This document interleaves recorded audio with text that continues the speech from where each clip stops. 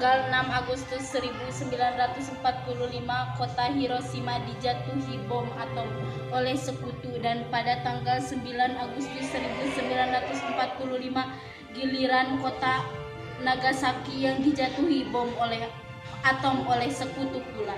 Kejadian ini memberikan penderitaan bagi rakyat Jepang. Pasukan Jepang semakin lemah, dan pada tanggal 12 Agustus 1945 Soekarno-Hatta selaku pemimpin PPKI dan Rajman Yodiningrat sebagai mantan ketua BPU PKI diterbangkan ke darat 250 km di sebelah timur laut Saigon, Vietnam untuk bertemu Marsekal Trauci.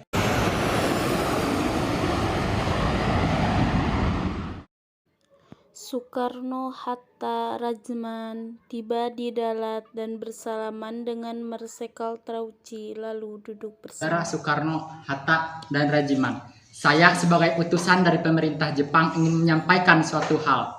Jepang akan segera memberikan kemerdekaan kepada Indonesia sesuai dengan janji Perdana Menteri Kuniaki Koizumi. Dengan cara apa Jepang akan memberikan pernyataan kemerdekaan kepada Indonesia? Dengan memproklamirkan kemerdekaan Indonesia, dan itu dapat dilaksanakan beberapa hari ke depan tergantung cara kerja PPKI. Saya sangat setuju karena PPKI adalah badan yang bertanggung jawab untuk menyusun proklamasi kemerdekaan. Pendapat dengan Anda, Bung. Tapi kita harus tetap memproklamirkan kemerdekaan Indonesia. Tetapi pihak Jepang meminta proklamasi kemerdekaan dibacakan paling cepat pada tanggal 24 Agustus 1945. Akan saya pikirkan kembali permintaan Anda, karena kami harus membicarakannya dengan PPKI. Baik, kalau begitu kami harus undur. Baiklah, hati-hati di jalan.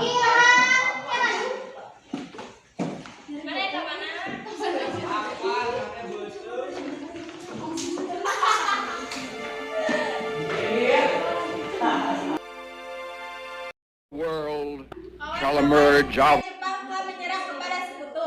Berarti di Indonesia terjadi kekosongan kekuasaan. Kita harus mendesak golongan tua terutama Bung Karno untuk segera memproklamirkan kemerdekaan. Betul sekali, kawan. Tetapi jangan sampai proklamasi kemerdekaan diproklamirkan oleh PPKI. Kenapa kau berpendapat demikian, sobat? Lalu siapa yang berhak memproklamirkan kemerdekaan? Karno sebagai pemimpin rakyat atas nama rakyat dan melalui siaran radio. Tetapi permasalahannya, apakah Bung Karno setuju? Beliau kan merupakan ketua PPKI. Kalau beliau menginginkan naskah proklamasi tetap disusun oleh PPKI, kita paksa saja dia kalau perlu. Kita harus bicara dulu secara baik-baik dengan beliau, wis. Betul kawan, kekerasan bukan cara penyelesaian yang tepat. Betul. Wikana, Hoirul Saleh, Sukarni, dan Darwis datang ke kediaman Bung Karno untuk menyampaikan hasil keputusan rapat. Di kediaman Bung Karno terdapat Bung Hatta dan Ahmad Subarjo. Selamat malam, Bung Karno. Selamat malam.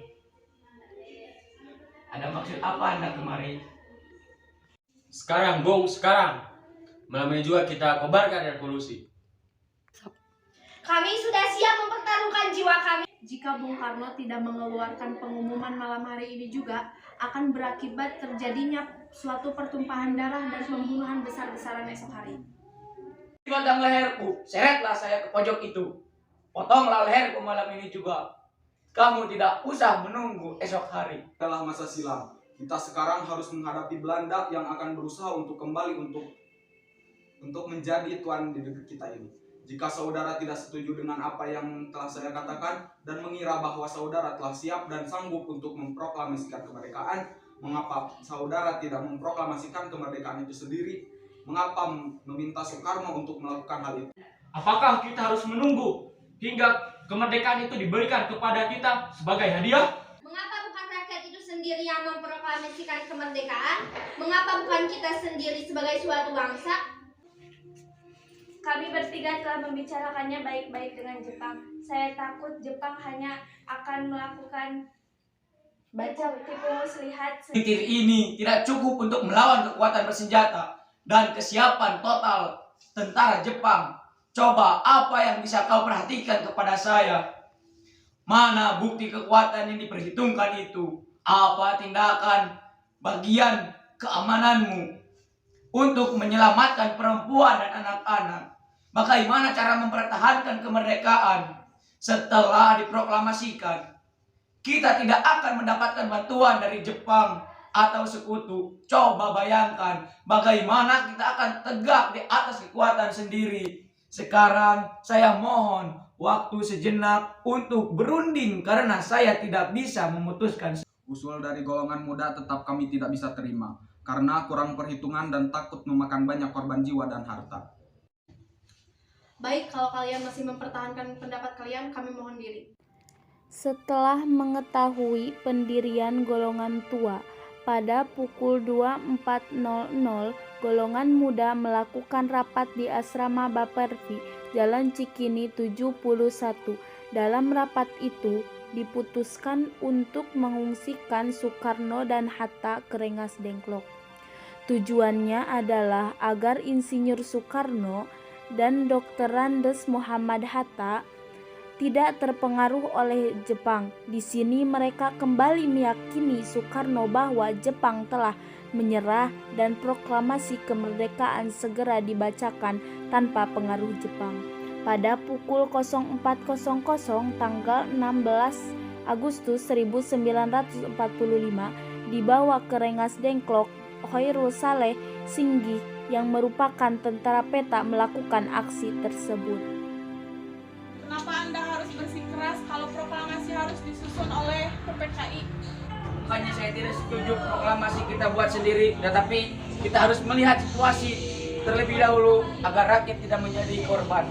Tetapi kami golongan muda dan tentara peta akan berada di belakang Anda jika terjadi hal-hal yang tidak diinginkan. Sesampainya Singgih di Rengas Dengklok, ia bergegas kembali ke Jakarta untuk menyampaikan hal tersebut kepada para pemuda.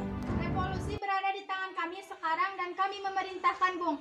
Kalau Bung tidak memulai revolusi malam ini, lalu apa? Yang paling penting di dalam peperangan dan revolusi adalah saat yang tepat. Di Saigon, saya sudah merencanakan seluruh pekerjaan ini untuk dimulai pada tanggal 17. diambil pada tanggal 17, mengapa bukan sekarang atau tanggal 16 saja, Bung? Hanya dengan pertimbangan akal, mengapa tanggal 17 lebih memberi harapan kepadaku. Akan tetapi, saya merasakan di dalam kalbuku bahwa itu adalah saat yang baik. Angka 17, angka suci. Pertama-tama, kita sedang berada dalam bulan suci Ramadan. Waktu kita semua berpuasa. Ini berarti saat yang paling suci bagi kita. Tanggal 17 besok hari Jumat. Hari Jumat itu Jumat Legi. Jumat yang berbahagia. Jumat suci. Al-Quran itu diturunkan tanggal 17. Orang Islam sembahyang 17 rakaat. Oleh karena itu, kesucian angka 17 bukanlah buatan manusia. Di Jakarta, Ahmad Subarjo dari golongan tua dengan Wikana dari golongan muda membicarakan kemerdekaan yang harus dilaksanakan di Jakarta. Laksamana Maeda bersedia untuk menjamin keselamatan mereka selama berada di rumahnya.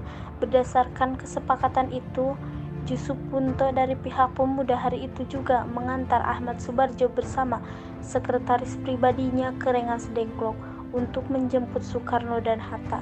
Rombongan penjemput tiba di Rengas Dengklok sekitar pukul 17.00.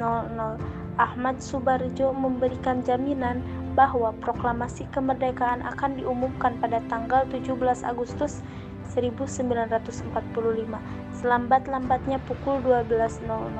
Dengan jaminan itu, Komandan Kompi Peta setempat bersedia melepaskan Soekarno dan Hatta kembali ke Jakarta.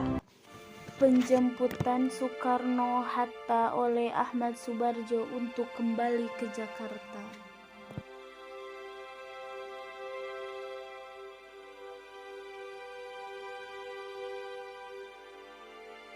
Sesampainya di Jakarta, Soekarno-Hatta bersama Laksamana Maeda menemui meja Nishimura untuk berunding. Tetapi Nishimura tidak mengizinkan proklamasi kemerdekaan. Kemudian mereka menuju rumah Laksamana Maeda. Setelah pertemuan itu, Soekarno dan Hatta kembali ke rumah Laksamana Maeda. Di ruang makan rumah Laksamana Maeda itu dirumuskan teks proklamasi kemerdekaan. Soekarno, Hatta, dan Ahmad Subarjo merumuskan naskah proklamasi di ruang makan. Silakan pakai rumahku saja, Bung. Keamanan akan saya jamin. Terima kasih. Ruangan mana yang bisa kami pakai? Ruang makan yang saya di depan. Soekarno, Hatta, dan Ahmad Subarjo duduk bertiga berhadapan dan membicarakan rumusan naskah proklamasi. Keadaan yang mendesak telah memaksa kita semua mempercepat pelaksanaan proklamasi kemerdekaan. Rancangan teks telah siap dibacakan di hadapan saudara-saudara dan saya harapkan benar bahwa saudara-saudara sekalian dapat menyetujui sehingga kita dapat berjalan terus dan menyelesaikan pekerjaan kita sebelum fajar menyingsing. Kepada siapa saja yang hadir di dalam rapat ini agar dapat mensidanginya dengan secara bersama. Saya kurang setuju naskah proklamasi tersebut sebaiknya ditandatangani oleh Soekarno dan Hatta atas nama bangsa Indonesia. Bagaimana hadirin? Setuju! Tolong ketikkan Sayuti. Baik. Setelah naskah proklamasi diketik oleh Sayuti, kemudian Soekarno dan Hatta menandatangani naskah tersebut. Dan disepakati bahwa pembacaan naskah proklamasi dibacakan di Jalan Penggasaan Timur nomor 56 pukul 10.00. Para undangan dan warga Jakarta pun berbondong-bondong menuju kediaman Bung Karno tersebut. Bung Karno lalu menyampaikan pidatonya sebelum membacakan naskah proklamasi.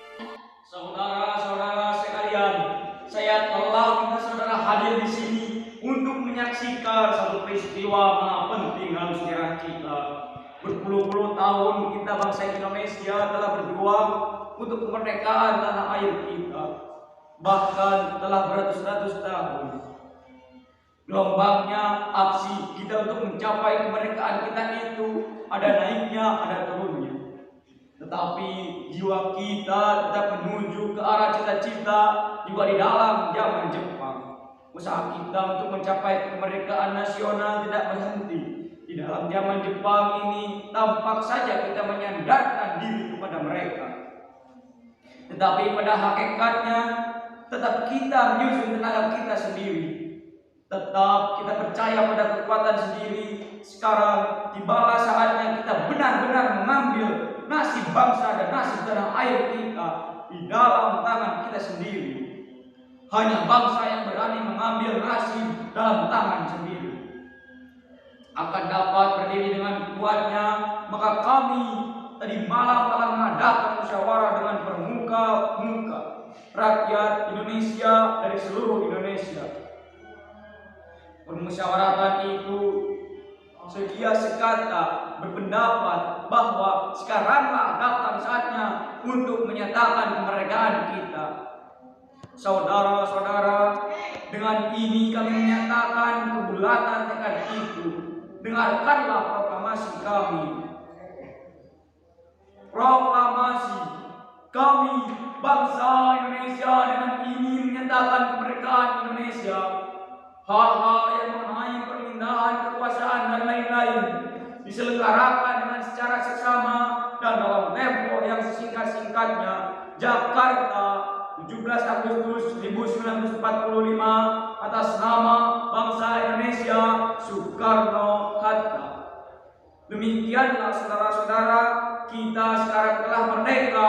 Tidak ada satu ikatan lagi yang mengikat tanah air kita dan bangsa kita. Mulai saat ini kita menyusun negara kita dengan merdeka. Negara Republik Indonesia merdeka, kekal dan abadi. Insya Allah Tuhan berkati kemerdekaan kita itu. Merdeka! Merdeka! Acara dilanjutkan dengan pengibaran bendera merah putih. Soekarno dan Hatta maju beberapa langkah menuruni anak tangga terakhir dari serambi muka, lebih kurang 2 meter di depan tiang. Ketika SK Trimukti diminta maju untuk mengibarkan bendera, dia menolak. Lebih baik seorang prajurit, katanya. Tanpa ada yang menyuruh, Latif Hendradiningrat yang berseragam peta berwarna hijau dekil maju ke dekat tiang bendera. Suhud mengambil bendera dari atas baki yang telah disediakan dan mengikatkannya pada tali dibantu oleh Latif Hendradiningrat. Bendera dinaikkan perlahan-lahan. Tanpa ada yang memimpin, para hadirin dengan spontan menyanyikan lagu Indonesia Raya. Bendera dikerek dengan lambat sekali untuk menyesuaikan dengan irama lagu Indonesia Raya yang cukup panjang. Peristiwa yang sangat bersejarah bagi bangsa Indonesia ini berlangsung sekitar 1 jam. Meski sederhana, namun upacara itu dilakukan dengan hikmat. Indonesia merdeka, bangsa baru telah lahir.